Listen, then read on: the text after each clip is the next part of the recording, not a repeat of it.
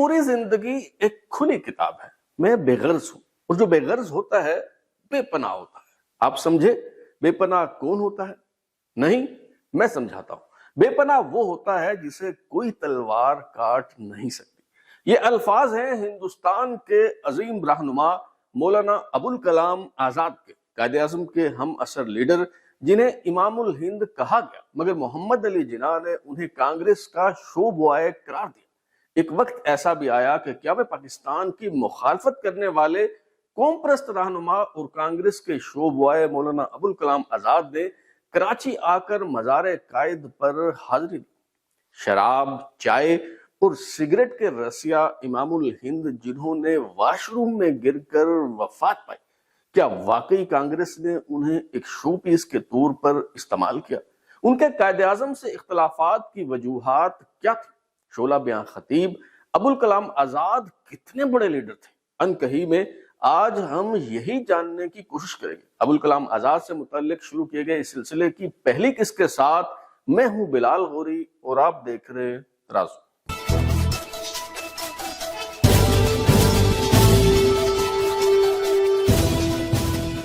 قائد اعظم محمد علی جناح اور مولانا ابوالکلام آزاد ہم عصر تھے، اور دونوں کی عمر میں محض چند برس کا فرق تھا.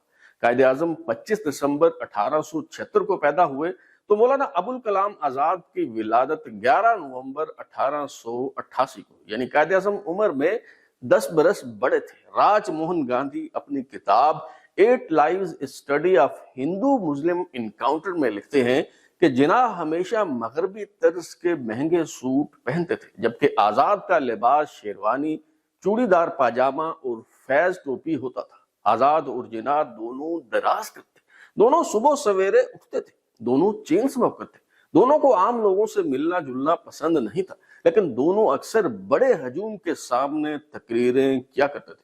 جب جناح اکیلے ہوتے تو وہ اپنے سیاسی منصوبے بنایا کرتے تھے، جبکہ آزاد اپنا وقت کئی زبانوں میں لکھی گئی تاریخی کتابیں پڑھنے میں صرف کیا کرتے تھے.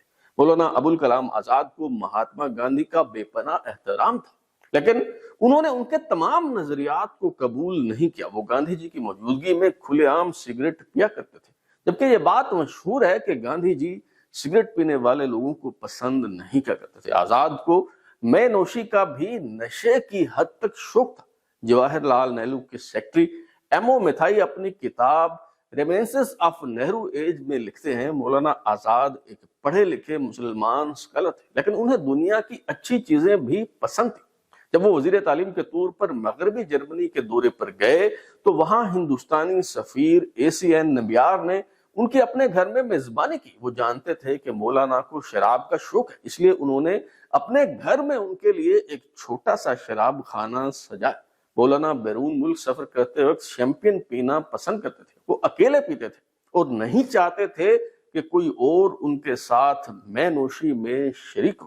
نمبیار نے کئی جرمن وزراء کو مولانا سے ملاقات کے لیے مدعو کیا ہوا تھا. جو ہی عشائیہ ختم ہوا مولانا ابوالکلام آزاد کھانے کے کمرے سے نکلے اور چلے گئے. دراصل وہ سب کچھ چھوڑ چھاڑ کر اپنے کمرے میں اکیلے شیمپین سے جی بہلانے میں مصروف تھے. مولانا ابوالکلام آزاد دلی میں کبھی بھی کسی عشائیہ میں شریک نہیں ہوا کرتے تھے، یہاں تک کہ نہرو کی رہائش گاہ پر بھی وہ غیر ملکی مہمانوں کے اعزاز میں دیے جانے والے دن کے ظہرانے میں تو شریک ہوتے، لیکن عشائیے میں شرکت سے معذرت کر لیا کرتے تھے. حتیٰ کہ کابینہ کی میٹنگ جو عموماً شام 5 بجے ہوا کرتی تھی، مولانا ان اجلاسوں سے بھی جلدی شام 6 بجے اٹھ جایا کرتے تھے.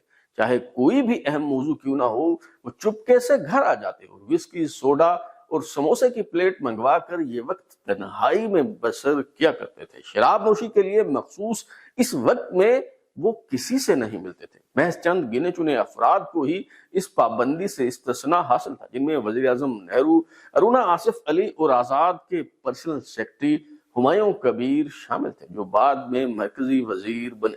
جواہر لال نہرو کے سیکرٹری ایمو متھائی کہتے ہیں ایک روز مولانا کے پرسنل سیکرٹری آئے اور کہا کہ وہ بہت پریشان ہے کیونکہ مولانا ہر شام وسکی کی ایک بوتل نوش فرماتے ہیں. اس نے کہا کہ مولانا کو ایک ہی شخص سمجھا سکتا ہے اور وہ ہے وزیر اعظم.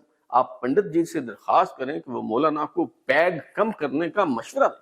MO مٹھائی کہتے ہیں کہ جب میں نے وزیر اعظم نہرو سے بات کی تو انہوں نے محض مسکرانے پر اکتفا کیا۔ مولانا ابوالکلام آزاد نے اپنی شہرۂ آفاق تصنیف غبار خاطر میں حکایت بادہ و تریاق کے عنوان سے لکھے گئے ایک مضمون میں لکھا ہے کہ اسیری کے دوران میں نوشی کی کمی چائے سے پوری کی گئی۔ مولانا لکھتے ہیں کہ میں اس وقت بادہ کہن کے شیشہ کی جگہ چینی چائے کا تازہ ڈبہ کھولتا ہوں اور ایک ماہر فن کی وقیقہ سنجیوں کے ساتھ چائے کو دم دیتا ہوں، پھر جام و سراہی کو میز پر داہنی طرف جگہ دوں گا کہ اس کی اولیت اسی کی مستحق ہوئی، قلم و کاغذ کو بائیں طرف رکھوں گا کہ سر و سامان کار میں ان کی جگہ دوسری ہوئی، پھر کرسی پر بیٹھ جاؤں گا اور کچھ نہ پوچھئے کہ بیٹھتے ہی کس عالم میں پہنچ جاؤں گا۔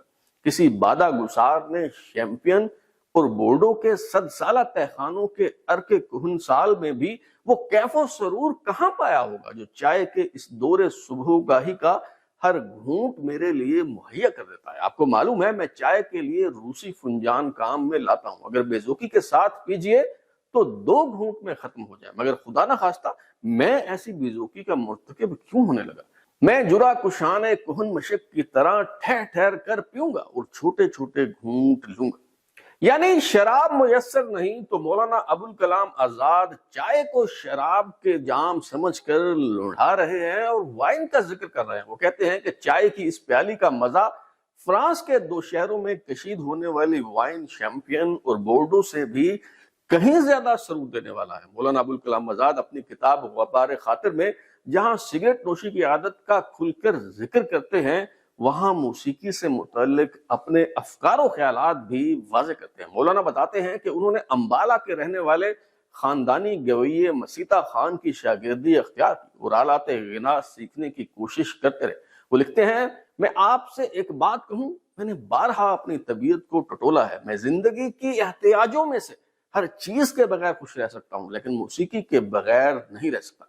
آواز خوش میرے لیے زندگی کا سہارا، دماغی کاوشوں کا مداوا اور جسم و دل کی ساری بیماریوں کا علاج ہے۔ آگے چل کر مولانا ابوالکلام آزاد نہ صرف مصر کی مشہور مغنیہ ام کلثوم کا ذکر کرتے ہیں بلکہ لکھتے ہیں حقیقت یہ ہے کہ موسیقی اور شاعری ایک ہی حقیقت کے 2 مختلف جلوے ہیں اور ٹھیک ایک ہی طریقہ پر ظہور پذیر ہوتے ہیں۔ موسیقی کا مؤلف الحان کے اجزاء کو وزن و تناسب کے ساتھ ترکیب دے دیتا ہے، اسی طرح شاعر بھی الفاظ و معنی کے اجزاء کو حسن ترکیب کے ساتھ باہم جوڑ دیتا ہے۔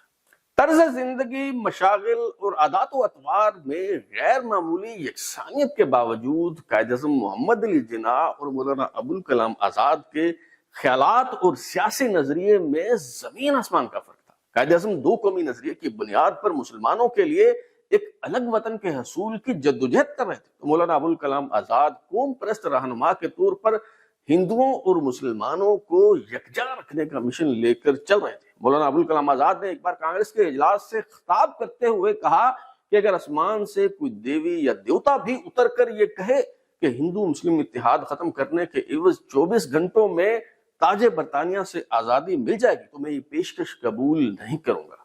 سن 1923 میں جب مولانا ابوالکلام آزاد کی عمر محض 35 برس تھی تو انہیں کانگریس کا صدر منتخب کر لیا گیا۔ اس موقع پر قائد اعظم محمد علی جناح نے ان پر پھپتی کسی اور کہا کہ مولانا ابوالکلام آزاد دراصل کانگریس کے شو بوائے۔ قائد اعظم مولانا ابوالکلام آزاد سے اس قدر نالا رہتے تھے کہ ایک بار خط لکھ کر کہا میں آپ سے کوئی بات یا خط و کتابت نہیں کرنا چاہتا، آپ نے ہندوستانی مسلمانوں کا اعتماد کھو دیا ہے، آپ کو اندازہ ہے کہ کانگریس نے آپ کو ایک بے شرم مسلمان بنا دیا ہے۔ صدر آپ نہ تو مسلمانوں کی نمائندگی کرتے ہیں اور نہ ہی ہندوؤں کی، اگر آپ میں کوئی عزت نفس ہے تو کانگریس کے صدر کے عہدے سے استعفیٰ دے دیں۔ کیا واقعی مولانا ابوالکلام آزاد کانگریس کے شو بوائے تھے؟ کانگریس کا صدر ہونے کے باوجود ان کی ہندو رہنماؤں کے ہاں کیا قدر و منزل تھی؟ اس کی کچھ تفصیل جواہر لال نہرو کے سیکرٹری MO مٹھائی نے اپنی کتاب ریمینسز آف نہرو ایج میں بیان کیا۔ وہ لکھتے ہیں مولانا آزاد نے بطور صدر کانگریس گاندھی اور کانگریس ورکنگ کمیٹی کو بتائے بغیر کیبنٹ مشن کو ایک خط لکھا۔ مٹھائی کے مطابق سدھی گھوش کے ذریعے گاندھی جی نے کیبنٹ مشن سے اس خط کی نقل آریتن حاصل کر لی۔ گاندھی وہ خط پڑھ کر فارغ ہوئے کہ مولانا آزاد آ گئے۔ گاندھی جی نے مولانا آزاد سے پوچھا کہ آپ نے کیبنٹ مشن کو کوئی خط لکھا ہے؟ مولانا نے کوئی بھی خط لکھنے سے انکار کر دیا۔ ایم او مٹھائی کے مطابق گاندھی جی مولانا ابوالکلام آزاد کی اس غلط بیانی پر حیران رہ گئے۔ دراصل مولانا ابوالکلام آزاد کیبنٹ مشن کے زبردست حامی اور پرچارک تھے، مگر کانگریس کی ہٹ درمی کی وجہ سے یہ منصوبہ ناکام ہو۔ ایم او مٹھائی کے بیان کردہ واقعہ سے اندازہ لگایا جا سکتا ہے کہ کانگریس کے صدر ہونے کے باوجود مولانا ابوالکلام آزاد کی کانگریس پارٹی میں کیا اہمیت اور حیثیت تھی۔